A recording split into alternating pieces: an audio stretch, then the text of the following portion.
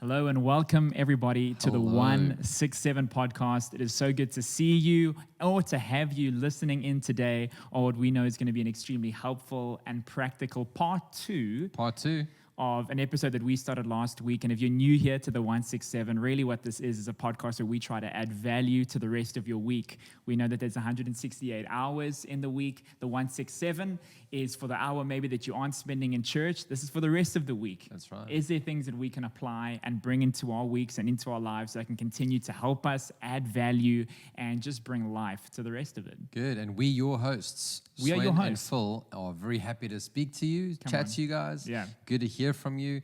And we'd love to get any feedback from the podcast. So Yeah. if you want to leave a comment or review us on your favorite podcast listening app, platform, or on YouTube, you can let us know what's helpful to you or maybe how we can improve. Yeah, subscribe, like, rate, leave a comment, ask a question. We love all the interaction. Come on, that yeah. makes it so worth the time spent doing the podcast. And also, if you're on Instagram, we have got an Instagram page, the 167 podcast. Feel free to like us and follow us there. We'll drop little insights there, maybe little details into upcoming podcasts, That's some right. fun things that we've got planned. We've got some cool things planned Yes, to sir. finish the year out. Next week, we've got something we've not done before. No. We are going to be reviewing a book written by a pastor in the US by the name of Craig Rochelle, and he wrote a book that was called Hope in the Dark. So good. And so we're looking forward to reviewing that next week, giving you guys some feedback on that book. Yeah. And then we're also going to be giving away our first giveaway to two people. We've got two books, giving away two books. And so, listen out for that podcast on details how to win the book. Yeah. Yeah. It's most likely going to be somebody or the people that just share it the hardest, just share our page, get some subscriptions out there. But hey, we'll find a great way to do that. Yeah, of course. And we'll do one digital. They'll both be digital. We'll do one audio podcast, one video podcast. So both YouTube and the podcast have got a fair equal chance. Come on, somebody. We don't favor one side. We know that you could be, maybe you're going to a gym, maybe you're in traffic, or maybe you just love watching videos and you're watching this on YouTube. We're just really glad that you could be here with us. That's right. But you favor audio or video? It's weird. I enjoy when it's a long kind of piece of content. Like if I'm listening, I love audiobooks. Okay. So if I'm going to listen to something long, but if it's a quick spurt, I love video because you can see somebody's face and the passion and the interaction. So I think for the 167, either way you're doing it, you're in for a good. That one. will be fine. Okay. No, that's good. No, good. Yeah, I'm excited about today. We've got part two of a conversation that we started last week on burnout, tiredness, exhaustion, and as we're filming this right now, we're now getting into the middle of November of what has been quite an interesting year. Wow. Yeah. And if people do have lots of energy now, I'd love to know their secret. But I think the norm is for this time of the year, and really of any year, is for people to start slowing down, for energy levels to start to wane, people to get tired. And then that often complicates other areas of our life. Well, let me tell you my secret to keeping youthful and looking fresh youthful. and but that's exactly why we're having this conversation is because this time of the year, sometimes the wheels do come off and we're just waiting to get to the holiday or the time off for Christmas. Yeah. And I get that. Your work should make you tired. Life should tire you out. Otherwise, You're not working very really hard. doing anything of substance. And so I think it's a good thing. It's a good thing to get tired. And that's why we have things like rest. Yeah. And that's why we can work hard without burning out. Yeah. And so it's just, how do we do that? How do we avoid, last week we spoke about avoiding the dangers of burnout. Yeah. And I think in this episode, we really wanted to get really practical about what are some things that can be done. Yeah. And I would say not just to avoid burnout, but to live with margin. Yeah. I think if you live with margin, you're always going to avoid burnout. You're going to avoid the dangers and the ugliness of burnout. You're going to keep, that analogy that you brought in the previous episode. If you haven't listened to that, pause this one, go back to the other one, and then come back here. Yeah. And it was about making sure that the inflow of your life was at least matching or greater than the outflow of your life. And different things happen differently, and it's emotional, it's even spiritual, I suppose, Big time. physical. There's lots of different outflows that sometimes we're not even aware are there. And we just feel drained, right? And we also got, but we've got to make sure what our inflows are. And I think what we're probably going to speak about today is more what are we going to fill in? What are the things that are going to go into our tanks to keep us with margin? Totally. There's a beautiful scripture, Proverbs.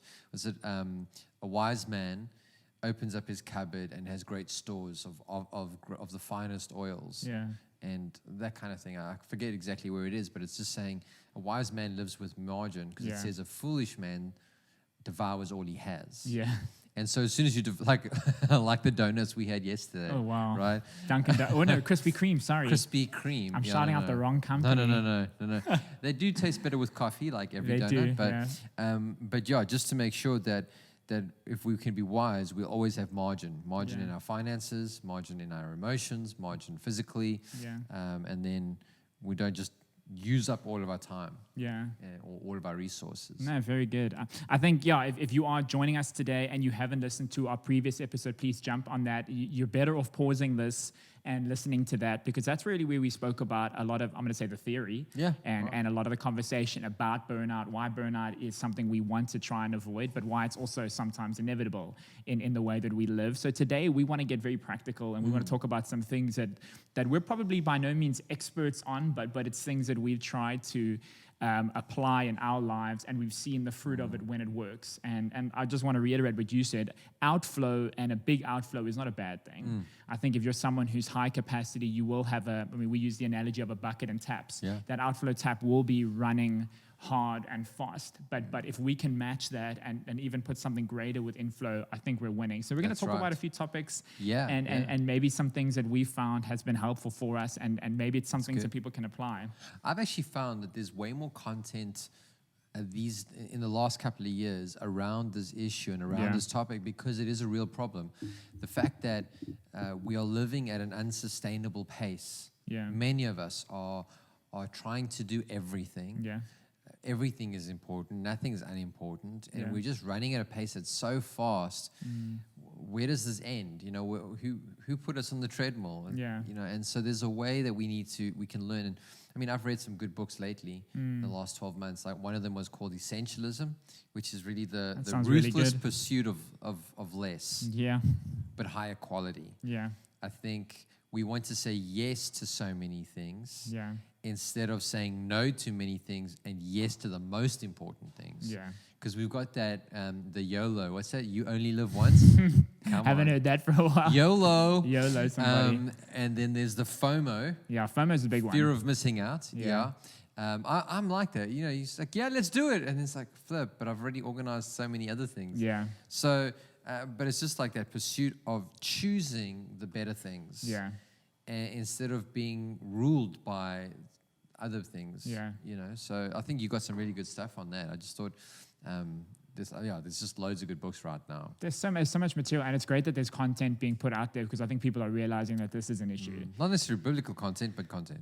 Content. Some of it biblical, some of it just really business focused as well. And I think maybe we can just start by looking at some practical things. I think we'll probably speak about some things that our listeners and our viewers might understand as being very good, but I think just understanding the importance of it. And I'd love actually to just start with exercise. Okay. And really the importance. He went right there to the exercise. Do you know what? Is there something you want to tell me? No, nothing I want to tell you. It's something I want to tell myself. I go to exercise because I think it is something that it doesn't always have to look a certain way. I think when we think about exercise, we're thinking it's this 5-day-a-week intense gym period or gym training program or sessions that we've got to put in that can sometimes be so unrealistic and actually so daunting that we don't even try to start. I mean, you made the joke once, like the hardest machine in the gym is the front door. And I think it's because we start off by creating a perception of it or putting unrealistic expectations of what we need to be doing there or however it needs to start. But I think the role that exercise has played in my life personally is that whenever I get into a rhythm of when I'm going to gym regularly or going for walks, the endorphin thing is real. There's days where, and I know you're going to speak maybe a bit into sports, how sports done that for you, but there have been days where I feel so tired, but at the end of the day, I've got a gym partner. And I think he's a listener, the 167. He is a listener. So he's going to be listening. Shout out. Yeah, I shout him out. Duncan Buerta, great man. Oh wow, Great man of God. Name dropping. dropping. Yeah, right now. Why not? Okay. Why not? I've got a gym partner, and we've got a time, and we've got a date, and we've got a bit of a structure to it. So like even come the end of the day, I'm so tired, and the day's been long. But the fact that I've got that in place, I then go to gym, and I'm telling you right now, every time I leave, I feel so much better. Yeah. But if it was up to me, I would probably have stayed at home. But just having that accountability of I'm going to go and train. So I want to hear this. I want to hear this now. Did you go train last night? We did. I'm impressed. Yeah, I'm really impressed. We did go. Yeah, yesterday was a long day. Yeah, some background, of course. We work on a Sunday, so you preached twice on Sunday morning.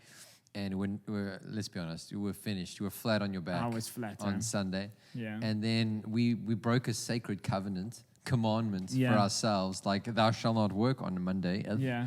And we worked all Monday filming a vision video. Yeah. And to say that you looked like planking for a few hours, and you still went to exercise. Yeah, we still went. In spite of that. Yeah. And I think that's exactly what it is what we're talking about, is you're making the choice for health. Yeah, it's for health. And that was impressive.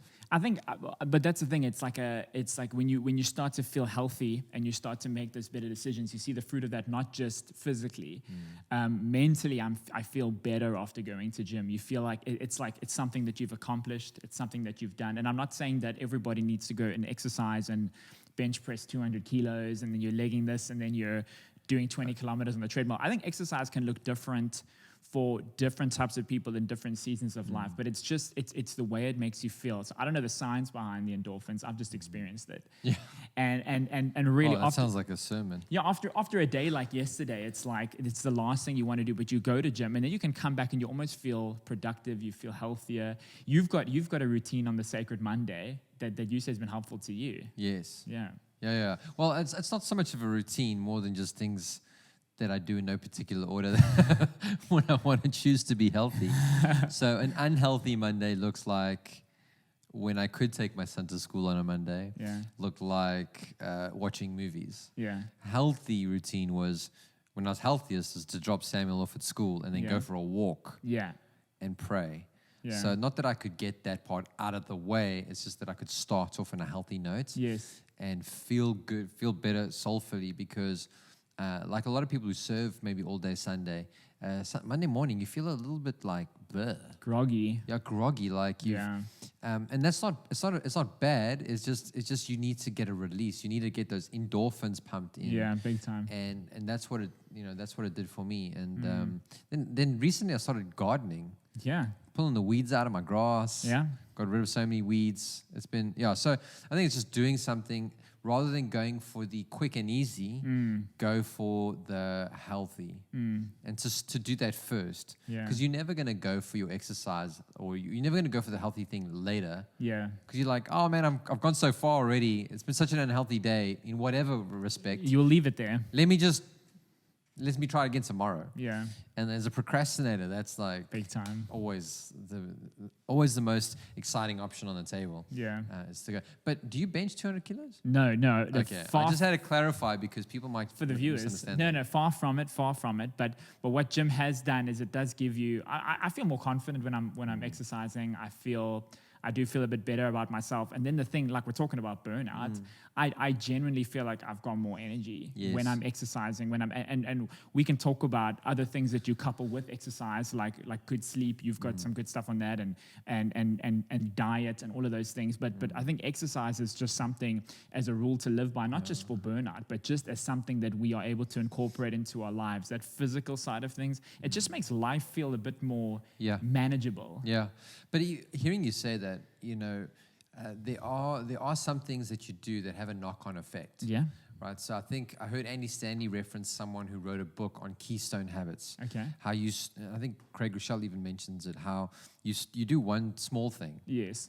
And it has like a knock-on effect on other healthy habits. Like so, if you exercise, you generally eat better. Yes. It's almost like you feel better, you're making better decisions, and you're also considering the fact that you just worked out. Yeah. Maybe you need to couple this with something green and colorful as opposed to Burger King. whatever, and it's also green and colorful.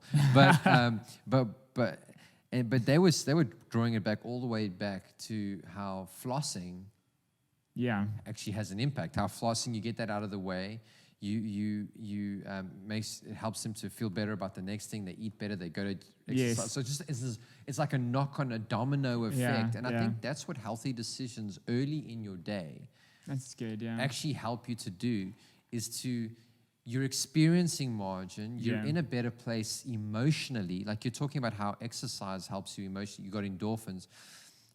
You make the worst decisions when you're tired. Yeah. So even now, end of the year, don't make huge decisions. Yeah. Right? Or at least don't make life-altering decisions. Yeah. Wait until January, February. Like let the year wear off first. Yeah. But the healthiest decisions are always when you're most refreshed. Yeah. Or when you're feeling good about yourself, you're feeling confident. Because it's incredible how when we feel bad, we have negative self-talk. Yeah. And we believe those lies. Yeah. And then we think the whole world's against us. And then we get into anxiety, and it just becomes this massive spiral. Yeah. So I also don't think you need to be a long-distance marathon runner to No, have not exercise, or a weightlifter to have exercise. And I think you're right there. For some people, it's maybe walking their dogs. Yeah. Twice a week, enjoying a bit of the sunset if you're on the coast, or early morning walks. Yeah. For me, the walk and pray thing has been fantastic for me. I play football with my son. I play a fives football game on a Monday night, which is beautiful for me, because what it does is all of the input that I give over a weekend, because being a pastor, this, is that you feel like Sunday comes around every week. Yeah. And it's almost like an event, although it's not an event, but it feels like an event because it has to be planned. Yeah. And then if you're preaching, you're giving birth every weekend. And if the baby's ugly, don't tell me. If it's beautiful, that's great. You can tell me. But either way, you feel flat. Yeah. And so Monday Night Football, I'm exhausted after the game, but I just feel like it's all out of me. You know what I mean? Yeah. Because for pastors, they talk about Monday being the day most pastors quit. So I'm like, let me get healthy on a Monday. Wow. Let me not dwell on negative That's very talk good. and negative thoughts. Let me do things that are going to be healthier rather than feed my whatever. It's like having physical detoxins in your life. Yeah, so like great. that football sounds like something that will almost like a detox. Soccer. Soccer. Sorry, it sounds like it just is a detox in your life, and I think to have those types of things are so important. But I love the thought that what we do kind of early on in the day has an effect on the things that we do for the rest of it. And maybe we can talk about maybe a bit about sleep. Because this would be an area that I struggle with probably quite immensely, because sleep is something that I value sleep, but I'm genuinely someone who's quite active at night. Okay. And I'm probably awake till quite late at night. Nocturnal. Not a nocturnal animal, but I also get really tired at that point as well. But I struggle. Let me just put it this way: I struggle going to bed early, and you get some people that are they easily are in bed at 8 o'clock or 9 o'clock and can go to sleep, and I'm envious of that. But for me, and the lessons that we've learned in leadership and just leading healthy lifestyles, is that it's good to wake up earlier in the morning to take on your day. For some people, definitely for me, it's something that I've tried to do. Yeah. But being someone who's awake till so late, to wake up early, it feels like I don't get enough sleep. And then when I try to do that, I feel tired for the rest of the day. Yes. What I love about exercise is that if you are exercising well during the day, it often helps you sleep better at night. And if you've got a healthy kind of sleep pattern and routine, and it's hard to put in place in the beginning, especially if it's something of, I want to wake up early in the morning. Sometimes you have to have a couple of hectic sleeping nights, or during the day you're quite tired, and then you do that for a few days, and suddenly your body's like, I actually need to go to sleep earlier, and you start getting more tired earlier on in the night, and the importance of sleep in your life. I don't know how you said you also struggle a bit with sleep. Yeah, I'm a terrible sleeper. I've always hated going to sleep. Yeah. So I delay going to sleep as much as possible. Hated going to sleep. I still do. I hate the idea of going to go lie down in my bed and close my eyes. I'd much rather. There's just so many other things I'd much rather do. Really? Yeah. That's very and interesting. it's been like that for as long as I can remember. Yeah. And Lara, my wife, is completely different. She'll go to bed as early as she can. Yeah. But of course, at the moment, our routines are different. She wakes up a lot earlier because she's got to get to her work. Yes. So she leaves quite early. But like for as long as I can remember, I've always tried to get so tired that I couldn't keep my eyes open. Wow, yeah. As opposed to, I feel like I should go to sleep right now. Yeah. And so I've always been more, I normally come more awake in the evening. Yes. Of course, becoming a dad has changed that. I've gotten a bit tired early and I'm sure. lacked a lot of sleep in the early days. But I mean, it's an important topic because now you get to a point where you actually struggle to fall asleep. Yeah. And that becomes unhealthy. Yes. So my brain is always running. Yes. And so I've got lists and things that I'm thinking about, and that keeps me awake. And vision. That's why I can't pray. I cannot pray effectively before I go to sleep. I can't. Yeah. Because I feel like God just spoke to me. Yeah. How am I going to sleep after that? Yeah. So after prayer meetings, can't sleep. Saturday night after I pray, I can't sleep. Yeah. And so many moments like that. Like even you said exercise. If I play football on a Monday night, I can't sleep. Yeah. I can't. There's just no ways. Yeah. But so I wind down. But this is an intriguing topic because I listened to some guys who do like productivity talks and that kind, like how to maximize. So sleep is so important. Yeah. Sleep builds in your creativity. Yeah. Sleep helps you with lessening anxiety. Also, your body feels better. Your brain, deals with the events of the day better. Yeah.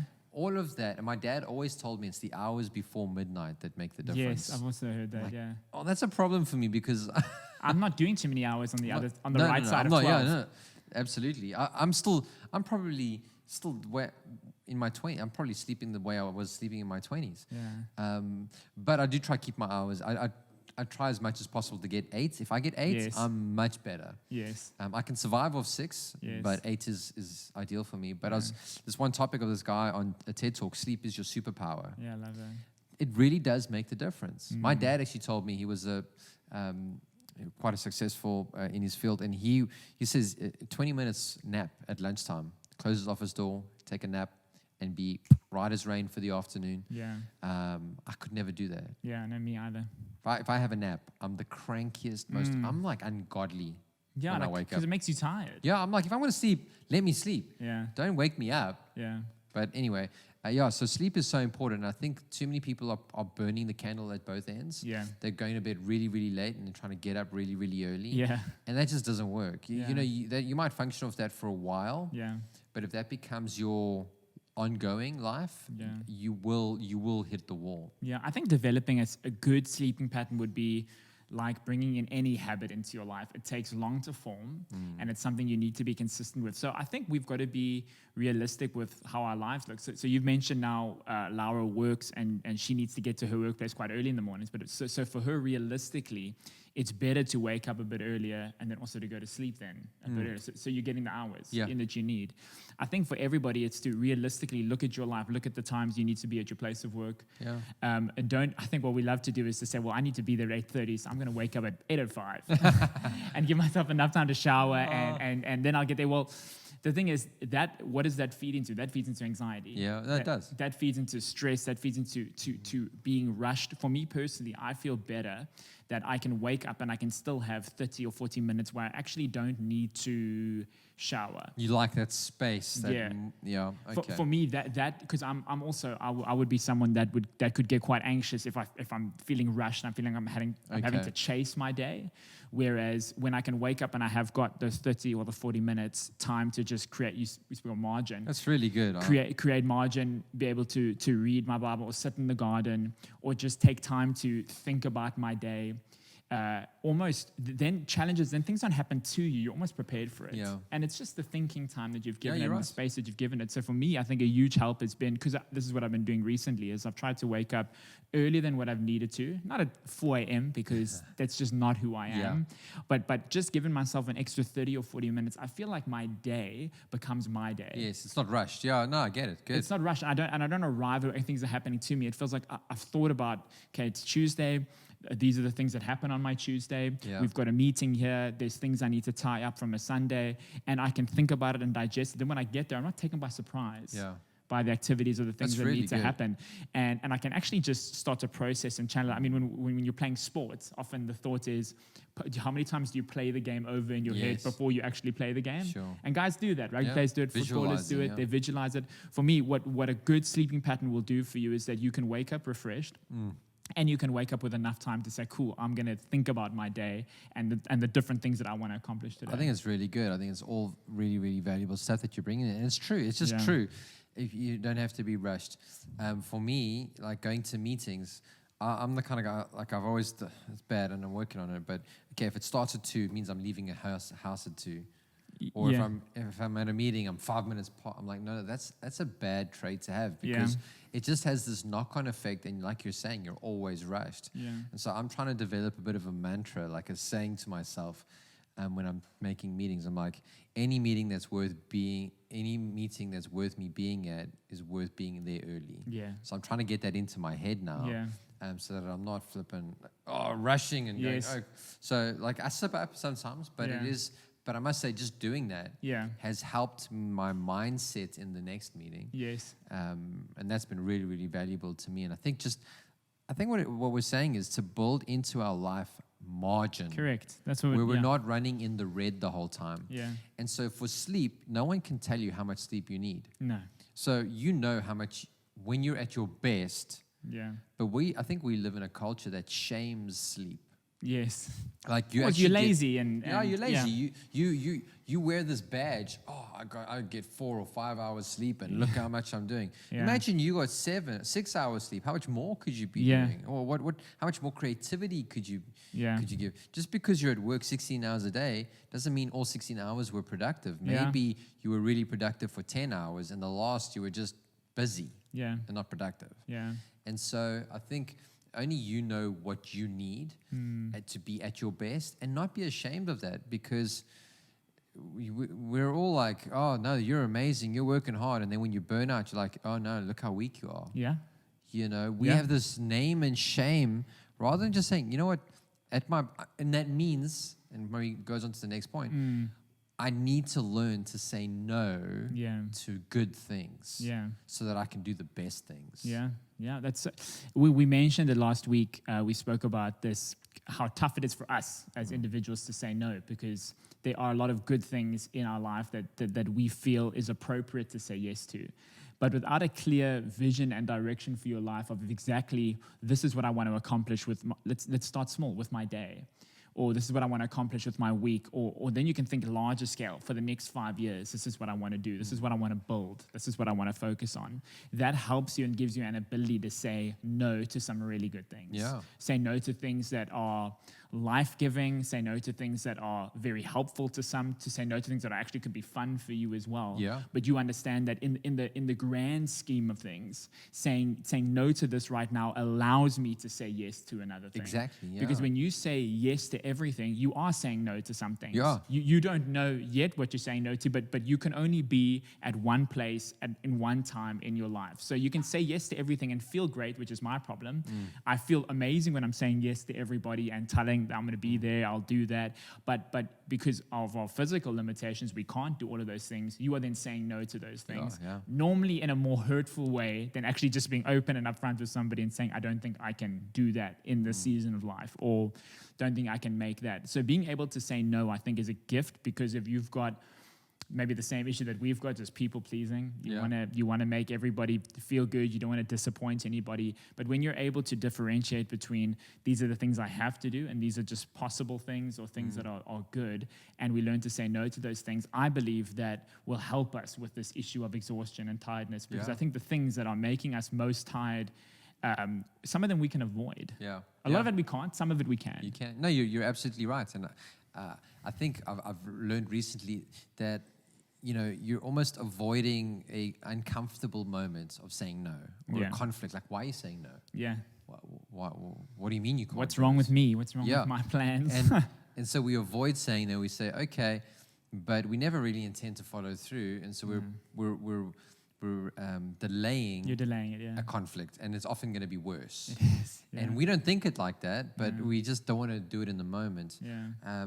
But again, I think the whole thing is, how can we continue to refresh? Yeah. So if you're saying maybe no to that series or no to a night out, you can sleep, you can rest, you can refresh. Saying no to a plan on the weekend because you've had 3 weekends full of plans. Now, if you say no, you can refresh, which means the outflow maybe lessens a little bit, and you've got an opportunity to do something you really enjoy that refreshes you, like reading a book or, doing some whatever it is that fills you up. You've got that opportunity. But if you always, and I think this is the thing, we very bad at self-care overall. And there's a lot of people that are really good at it, but I think generally we're bad at self-care, where we're looking after ourselves, and we want to do things for other people, but not. When we look at doing things for ourselves, we're either feeling like we're selfish, or we're not doing enough, or we're being lazy. That's my problem. I feel like I'm being lazy. The reality is, no, you're just making sure that if you stay healthy, you can help other people be healthy.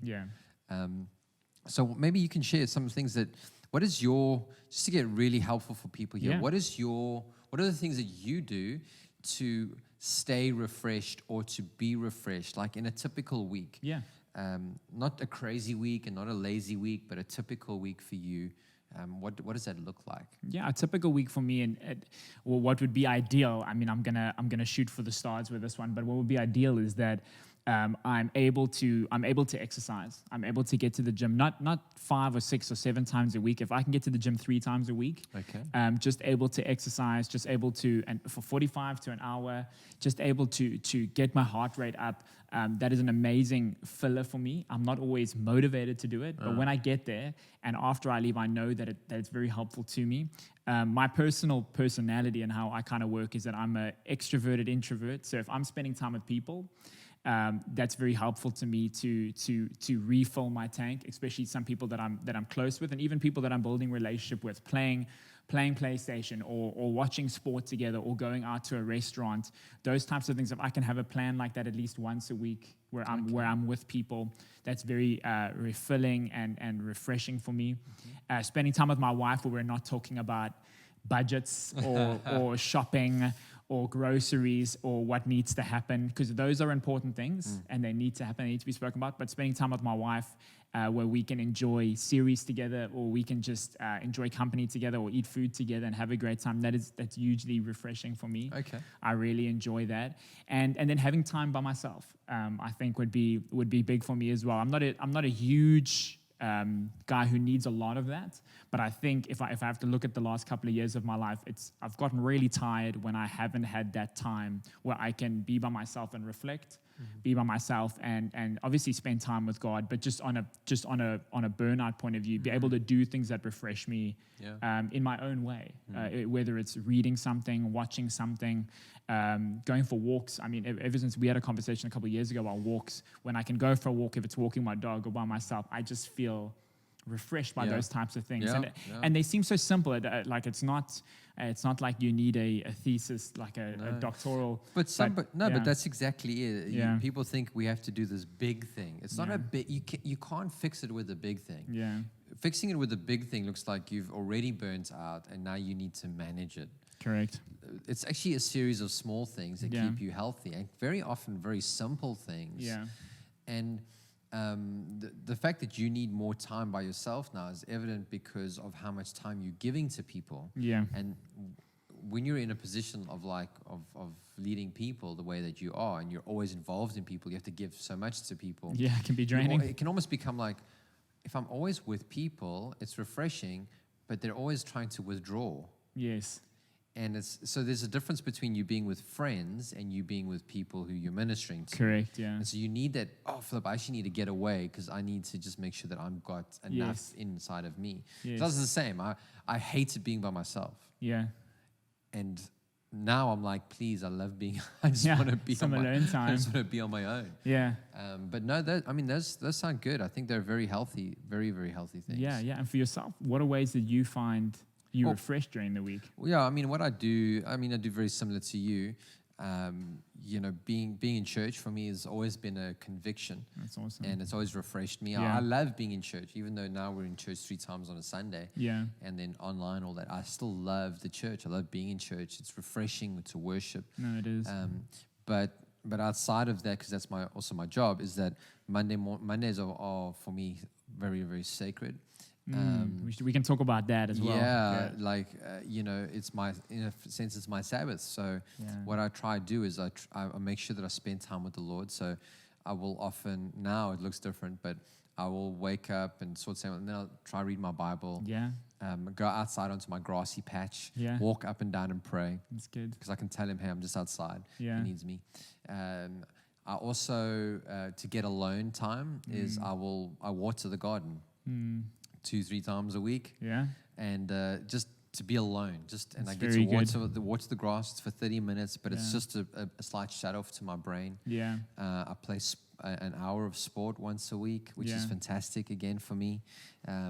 When I can, I was exercising before, and that was actually probably the healthiest I've been. Yeah. And so if I can, my goal is to get into another 2 times in the week. Yes. Even if it's just a 30-minute exercise or run or something, that'll add value to me. And then because of like Lara and I being in different professions, in a sense, our schedule is kind of mixed up. So Saturdays is another sacred day for us. It's family first day. That's good. So we do make plans on Saturdays, but not every Saturday. Yeah. So we can just, if we can get into nature, maybe go for a hike, play a bit on the beach, or go to a coffee shop somewhere. Yeah. Because that coffee shops just refuel both of us. We love it. Awesome. Samuel hates it, but we love it. It's good. It's it's us care. Yeah. So that's that. And then every day, Monday through Friday, Lara and I have coffee time. Yeah. And it's 10 minutes. Whenever she comes back from work, Samuel knows, okay, it's coffee time. He wants to drag us to do stuff and have fun. We're like, Samuel, it's coffee time. When we finish coffee, but what that does is it allows Lara and I to talk about things. I think that's great. And that it just adds in margin into our marriage. Yeah. And so that's been, because we were living at such a pace, we were living past one another. And we only things we were talking about is what's the next thing, what's the next thing, what's the Very next true. thing. So coffee time for us is an opportunity to just to reconnect on a level. That's good. Quite honestly, sometimes we flirt over coffee time. Why not? But but it's got to be like subtle, like because Samuel's 5 meters away. He's looming, waiting for the cup to finish. So there's, it's just the little things, right? And if I can get out into this, that's why I love walking at the beach, because it's an exposure to nature and it's just refreshing. I love that. Refueling. And those are the things that I try to do. So I make sure that it's something spiritual, relational, and what was the other thing? I don't know. Reading, actually, sometimes. Reading in a coffee shop is like gold to me. Yeah. I love it. I hate reading, but I just love the aspect. I love the part of reading in a coffee shop. Yeah. Somehow attractive to me. You mentioned 2 things there that I would love to maybe just chat about. And I think the first one is with burnout. We often think that when we get tired, like it's us, that's getting affected, and we are. But usually when we get tired and burnt out, it's also the people that are around us that are also really harshly affected by that. And the fact that you've intentionally put in a time with your wife, that you guys can have conversation, that you guys can have a bit of fun and enjoy time together, I think that protects that aspect of it as well. Because we need to understand that, yes, work goes on, life goes on, but the people around us are also affected by kind of our way. And I think what the trap I can fall into is that you can give so much at work and give so much at church or whatever you find yourself in, whatever your context is, and then you can come home and then it's just whatever I've got left. Yeah, you're going to give that to your wife. Yeah, you're right. You're going to give that to your kids, and that's something that I try to fight against, because people can be draining, and church can be draining, and then you don't want to get home and be like, draining, but it's like, but I was at church. It's like you don't want to live that way. No. So the fact that you've put that in place, I think that's powerful. But maybe the thing we can chat about is just the sacred Monday. Oh yeah. I think that's great, and I think if you read the Bible, one word that you're going to see a lot is a word called Sabbath, and God takes Sabbath extremely, extremely seriously. I mean, He set the example when in creation, He created everything, and then on the 7th day He rested.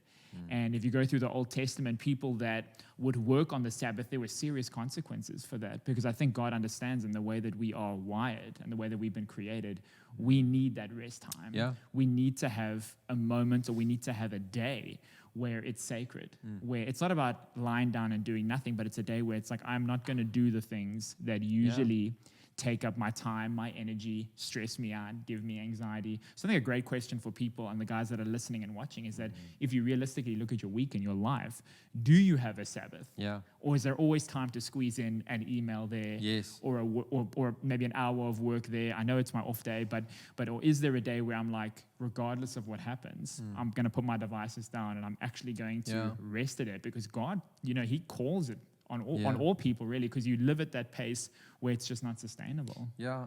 I think Sabbath it's a preventative measure. Yeah. And Sabbath is as much about rest as it is worship. Yeah, this is good. Yeah. Because when you stop, you're saying that I trust God. Very good. So I don't work every single day because there's one day that I take out that is going to be, I'm trusting God that my business isn't going to go up in flames. It's like a faith tomorrow. step. It is. It's if you've got 6 days to do whatever you want, give one to the Lord where you're trusting Him. Yeah. And it's not just that you're spending the whole day in worship. A Sabbath for us looks different, but for most people, it would be a day of, hey, I'm going to go worship the Lord in His house. Yes. And then I'm going to just spend the day with my family. Yeah. Yeah. So that could be great, and do something that refreshes you. Yeah. When I was a kid, most of the stores weren't open on a Sunday, or if they were open, they closed at lunchtime. Yeah. Now you can do anything. Yeah. And it's unhelpful. It's unhelpful to family living. Yeah. And we're not, and even Sabbath, we don't bow to the Sabbath. No. The Sabbath is there to help us. Yes. And yeah, so taking that, keeping a day that's sacred, that is a worship. So I mean, I go to serve the Lord. Yeah. The Sabbath isn't mine. Yes. It's me trusting in the Lord. Yeah. And doing things that refresh me. And it's a sign of trust. It's the same way that tithing is a sign of trust. Exactly. That I give finance because I trust God's going to help me with the 90. I give a day where it's time for, you got to love a God who's going to say 1 out of 7, stop working, rest, enjoy your life. Yeah. When you're running on empty, you're not enjoying anything. No. When you're running on empty, you're looking for quick fixes. You're looking, and that's where the devil traps so many of us into temptations, is because we're looking for a quick hit of dopamine. Yes. We're looking for a quick hit that's going to reward us, but if we live in a place of sustained health, we don't need the quick hit because we've always got enough in the tank. And that's what Sabbath really does. And that's what spending time with the Lord is like mini Sabbaths for me the whole time, because it adds margin. But I want to go into the other side of when we take too much rest, that also becomes unhealthy. Yeah. Because it's like, I just need to do the things that refuel me the whole time. And that's brilliant. Get refueled, but you need an outflow. You need to, otherwise you become overweight in your maturity levels. Yeah. Right? So just going away every weekend, while that might bless your body and your mind, what about your soul? What about your spirit? Like, we've got to get the whole person in view. Yeah. We need to have a spiritual component into our life. Yeah. You can't just go out go surfing and say, no, that's good for me spiritually. Like, it might be great for your soul, might be good for your body and your mind, but hey, like, there are some things that have to be in place. And that's why I love about Sabbath being it's a time for worship. Yes. God with my praise, with my attention around his community, connecting with Him, but then also with my family, where I'm then leaving all the work stuff behind. Yeah. Listen, what I think the picture that I get when I think about Sabbath is a glass. So Sabbath is there so that we can be refilled and that we can overflow. Yeah. And I think the best picture there that you've got there is that if we're constantly just refilling, but never putting ourselves in a place where we can overflow onto other people, that's right. It's wasted. Yeah. I think the life that we want to live is we want to live a life that, yes, we want to be overflowing, but we want to overflow onto other people in the most unweird way possible. Yeah. We want to overflow onto people. So any of the extra mercy and goodness and enthusiasm that we're getting from the time that we're spending with God, or the refreshment that we're getting from God, are we then able to give that for other people? Because that is the life that we're called to live. It's a life that's for people. God summarized the commandments is you want to love your neighbor. Yeah. you love God. Yeah. And I think we're loving people because not everybody is going to be in a strong position all of the time. So sometimes your position of overflow can help somebody else when they're feeling extremely dry. That's great. When they haven't put any measures in their life, no Sabbath, no rest, and are struggling with those things, you can say, well, I've got overflow. So maybe I can overflow into your life right now, help you in this season. And then when that person is in overflowing and they've got good things, good practical steps in their life and the right spiritual steps, they then can overflow onto other people. We don't want to live a life that's so focused on, I just want to keep my glass full, that we're not thinking about the people that are around us that could really benefit from what God is doing and speaking to us about. Yeah, that's good. And you know what? You're always going to get days where it's not going to work out according to plan. Of course. Where, okay, I actually need to do this today. Of course.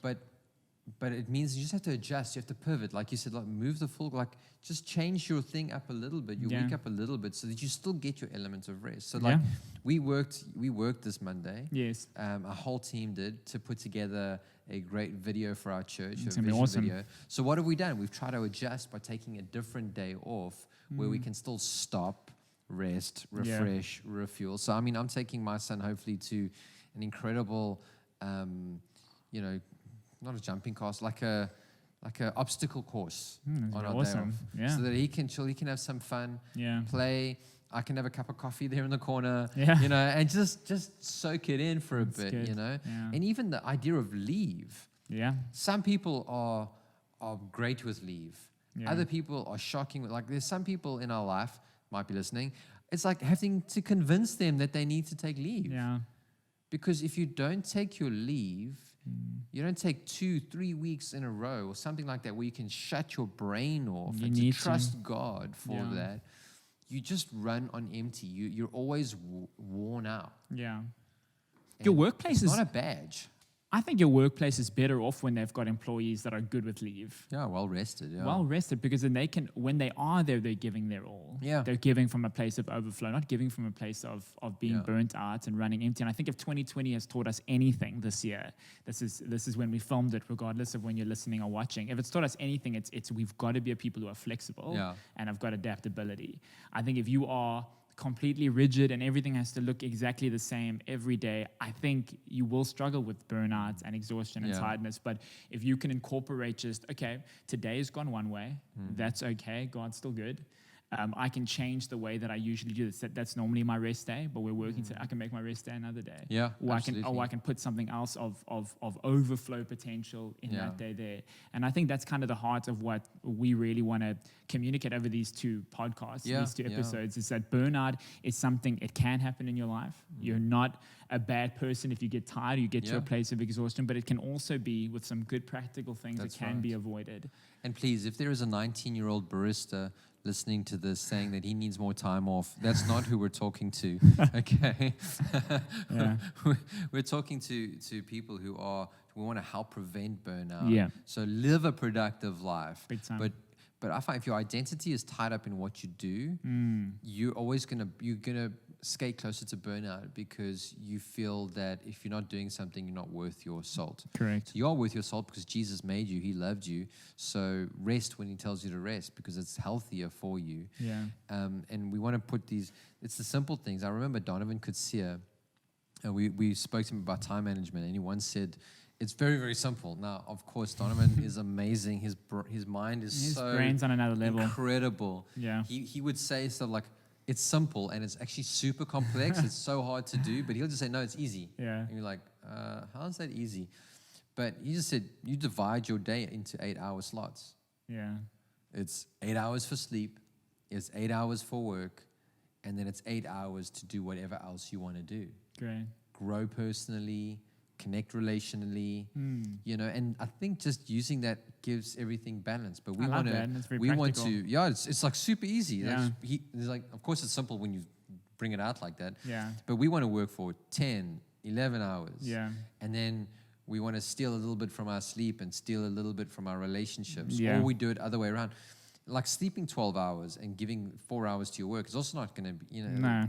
So it was just brilliant like that. And I think if we can try split our days like that, that will be helpful for us, for our own soul, for our own margin. But then also look to the areas of, okay, what do I need physically? Yeah. What do I need emotionally? Yeah. What do I need spiritually? To cover the bases. And what do I need for my soul? So that we're always keeping it in balance. And again, even in our walk with Jesus, it's, okay, how am I worshiping the Lord? How am I relating to people? And how am I serving people? So just to try keep those things in, you can't keep them in perfect balance, but as balanced as possible. Yeah. Like if I'm giving more to this area, then I just need to adjust some other areas and then come back to a balance, right? Yeah. And that is helpful. I think that will help us to create more margin. Yeah. One last thing that I remember hearing is that, there are some big things in our lives, and we often treat our family as the one that's always going to bounce back. And that our work is the one that's going to be like glass and it's going to be brittle and it's going to break if it drops.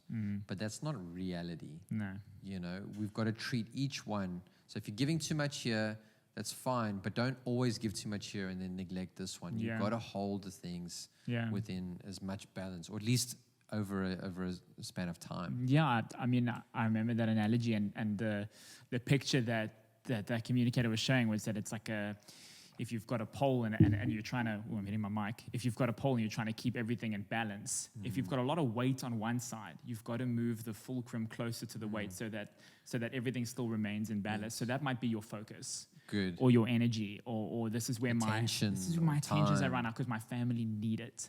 So I'm going to go there. So it's not that now I've forgotten about my work and I don't care about work anymore. It's like, no, this is just where my attention needs to go and my energy needs to go right now. Yeah. And then when things start to get better there, you can move the fulcrum back maybe to the middle, or maybe your work needs a bit more of you, and then you can. That's good. And then you can shift it across. So it's shifting attention. It's just a focus that we can say that, hey, there'll be different seasons of our life where different things are going to require something from us. But I love what you said, that your family is very important. Yeah. We can't put work and those types of things and just expect the marriage to bounce back, or the relationship with your kids to bounce back. I think that is something that we've got to be aware of in our life, that, hey, where there is attention that is needed and necessary, to be prompt and to move towards that quickly, and then to say, well, I can also bring it back. I think that the healthier families are, the more margin you have in your life, the more joy you have in your life. The biggest stress from us, it comes from our family relationships, and so does our biggest joy. Yeah. And so if we can focus on health in our family, very good, a lot of the other things will fall into their proper place. Yeah. And I think then we're going to have a better relationship with our kids. Yeah. Our kids are going to have a better relationship with us. Marriages will last. And I think even family is the foundation that God builds our lives on. Yeah. And so we've got to give attention to that. And remember, work is there to supply for your needs, for the family. Yeah.